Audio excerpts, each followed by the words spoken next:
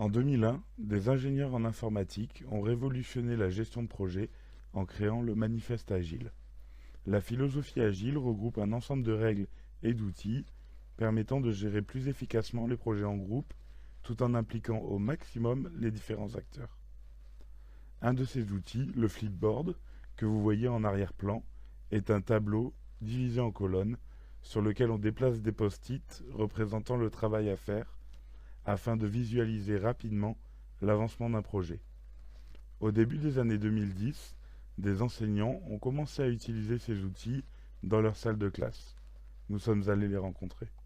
Je me suis dit, mais l'agile, c'est pas une méthode. L'agile, c'est bien des méthodes. On ne fait pas de l'agile, on est agile. Et du coup, Scrum, c'est juste c'est une méthode de travail, avec un début de méthode de travail. Il ne faut pas oublier qu'il ne faut pas juste la respecter et rester là-dessus, il faut l'adapter après. Parce que beaucoup de personnes et beaucoup d'équipes oublient. Il y a deux choses en agile, vous avez dû le voir, le manifeste agile, il y a le savoir-faire et le savoir-être. Et moi, je mets le paquet sur le mindset, sur le savoir-être, vraiment. Et parce que c'est le truc qui est le plus dur en fait à comprendre, et c'est le truc qui leur servira le plus en entreprise finalement. Parce que le savoir-faire, finalement, ils vont sur internet, ils prennent un bouquin et ils se débrouillent en fait. On a pris le choix de faire du Scrum parce que c'est pas que juste je vous mets là dans une salle et puis vous vous débrouillez tout seul. On vous donne une sorte de référentiel, puis vous apprenez par vous-même en plus, en complément de ce que donne aussi l'expert du domaine. Donc ça, c'est... Mon rôle est d'enseignant, de leader, de manager, de tout ce que l'on veut, de coach, etc. C'est quand même de mettre un cadre, et dans ce cadre, de faire émerger les erreurs et les apprentissages. Les apprentissages, c'est chacun. Dans le groupe, chacun a appris de manière totalement différente. Même pour la même chose. Et mon rôle, c'est de mettre ce cadre-là. On est vraiment plus proche de ce qu'on va avoir en entreprise. D'ailleurs, moi, je ne me vois pas en tant que prof, moi, vraiment en tant que coach. C'est pour ça que je parle d'équipe, de coéquipier, et j'ai un coach, comme dans le sport, où là, vraiment, c'est une équipe, il nous faut des résultats en tant qu'équipe. Un élève dit une erreur et les autres rient. Ça, c'est insupportable, parce que le meilleur moyen pour qu'il n'y ait pas de bienveillance, c'est de rire d'une erreur. Parce qu'il faut encore ce cadre qui est l'adulte, je vous protège les uns des autres, en fait. C'était aussi notre objectif. Quand on a choisi du Scrum, c'est parce qu'on voulait leur prouver qu'en leur mettant un cadre comme celui-ci, en fait, on leur fait confiance. Donc du coup, on sait que ça va bien se passer et qu'on sait que parce qu'on leur fait confiance, ils vont se mettre des challenges et vont en fait progresser bien plus vite que ce qu'ils pensaient. C'est vraiment à la carte, on va dire. D'accord. Si je vois qu'il n'y a qu'une équipe qui a ce problème-là, je vais me concentrer juste sur l'équipe, je ne vais pas embêter les autres. Si je vois que le problème survient dans une autre équipe, hop, on fait un petit break. Je demande à toutes les personnes, si vous avez ce problème-là, venez, je vais l'expliquer. Okay. Et si des personnes qui n'ont pas eu ce problème-là, qui ont bien compris, on va les laisser encore continuer si ça fonctionne pour eux. C'est difficile. C'est que s'il y a beaucoup de tâches et ils sont très en retard, avec le burn-down chart, ils vont aller donc beaucoup plus vite dans la colonne descendante, et donc ils vont apprendre beaucoup moins pour pouvoir faire la tâche. Et donc il faut moduler tout ça, et tout ça. Quand ils me disent « Ah, tu on est en retard, etc. » Alors à ce moment-là, je leur dis « Attention, n'allez pas vite. Ce qui est important, c'est d'apprendre. Si vous ne finissez pas, ce n'est pas grave. Et quand l'adulte dit « ce n'est pas grave », ça va. » En termes de bonheur, en termes de réception en face, c'est beaucoup plus intéressant. Parce que vous savez très bien que les élèves, finalement, quand vous allez modulariser, vous allez perdre personne, ou très peu, et vous allez faire grimper tout le monde à leur rythme. Et je pense que, c'est une conviction, on voit certains élèves aller au-delà de nos espérances, alors que si on avait fait un cours classique, ils étaient restés dans ce cadre-là, ils seraient ressortis de là avec ça. Après, ce que je leur dis aussi, c'est que c'est une décision d'équipe qui doit être prise. S'ils considèrent qu'ils avancent vite et qu'ils vont remplir l'objectif chacun de leur côté, moi, je ne peux pas non plus aller à cette encontre. C'est comme dans le monde professionnel, s'il y a un manager qui vient dire à une équipe, vous allez fonctionner comme ça, parce que c'est comme ça qu'il faut fonctionner, l'équipe ne le fera pas ou ne sera pas contente de faire ces choses-là.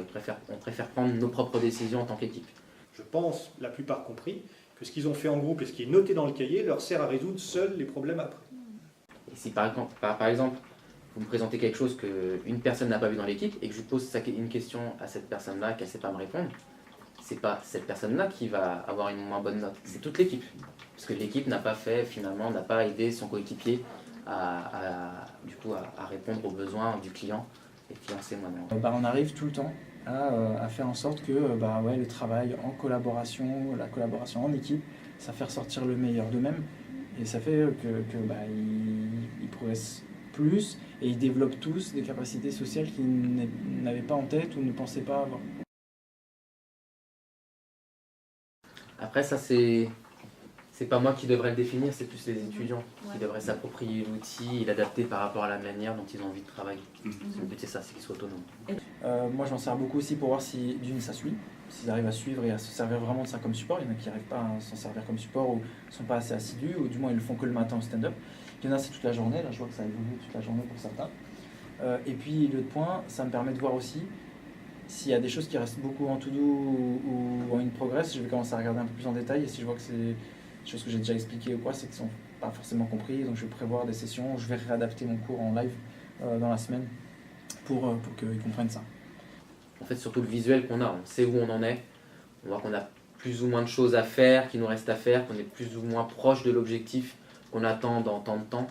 C'est vraiment ça aussi d'avoir ça d'afficher sur un mur avec des post-it. C'est pour ça qu'on va moins utiliser des outils informatiques comme sur un écran, parce que l'écran il faut l'allumer. Il n'est pas tout le temps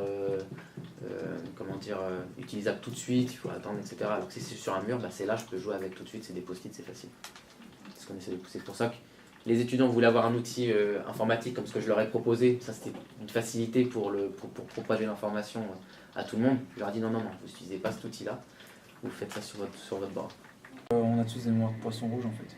Et si on n'a pas nos tâches en face, si on n'a pas un peu estimé ce qu'on avait comme travail à faire, c'est ce que je leur dis en termes d'engagement, comment ils savent s'ils vont être capables de tenir l'engagement s'il n'y a pas de support, même sur ordinateur, s'il n'y a pas un support quelque part avec qu'est-ce qu'on a fait hier, qu'est-ce qu'il nous reste à faire et qu'est-ce qu'on fait aujourd'hui, quels sont nos problèmes, finalement c'est un peu tiens je pense à peu près à ce point-là, ok, mais vous allez oublier des choses. Et après c'est aussi un outil de communication.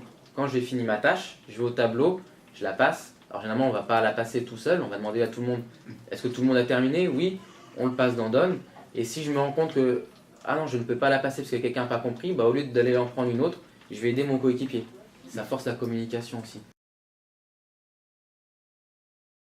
Ce qu'il y a, c'est que je traîne de groupe en groupe pour écouter ce qu'ils disent ou suivre ce qu'ils font. Je ne suis pas complètement à l'écart.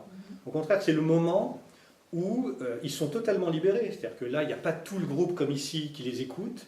Il n'y a pas le professeur qui juge. Donc ils sont entre eux. Donc leur parole est particulièrement intéressante. C'est à ce moment-là que j'apprends énormément sur ce qu'ils n'ont rien compris, ce qui fait défaut. Et donc c'est à moi après de me dire je vais plus insister sur telle ou telle chose. Ou quand je vais les voir, je sais que je vais insister sur telle chose que j'ai entendue, par exemple.